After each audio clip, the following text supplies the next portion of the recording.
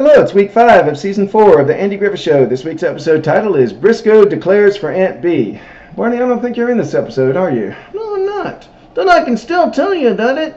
Andy gets a call that there's trouble down at the diner. So he goes down there, and he finds Briscoe Darling and his boys in there. Mr. Darling had wanted to sit in the kitchen and watch his food get cooked.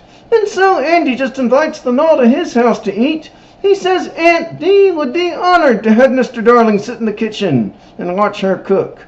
And so while Mr. Darling is in the kitchen, Andy plays some good music in the living room with the boys. Oh yeah, and at the supper table, Mr. Darling yells, "Bread and taters," whenever he wants refills on things.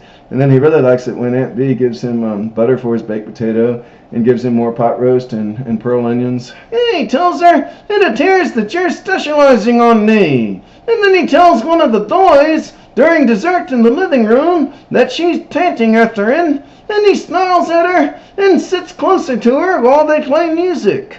And then Ulti sings a song, and Aunt D does a poetry recitation.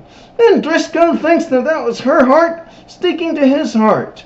And he declares to her, and he says he wants her to be his bride. And Andy and Aunt B say, "No, you've totally misunderstood." But he says his declaration stands. And he tells her to pack her bags and he'll be by for her first thing in the morning. And Andy says, "No, she treats all dinner guests like that. She wasn't flirting with you, Mr. Darling." And Briscoe says, "Okay, I'll slow down with my courting." And that night he sings to her under her bedroom window, and she tells him he's disturbing the peace, and she closes her window. And the next morning, Ulti brings a note that he found to his daddy. It says she's with me.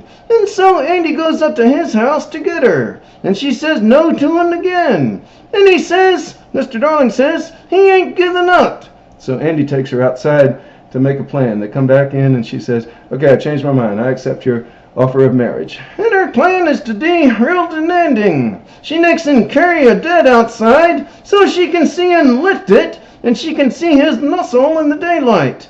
And then she says, now that the bed's outside, let's scrub the floor inside. And 3 hours later, she's still got everybody scrubbing. And then she makes them all take baths and dress thoroughly for supper, and that proper supper table etiquette.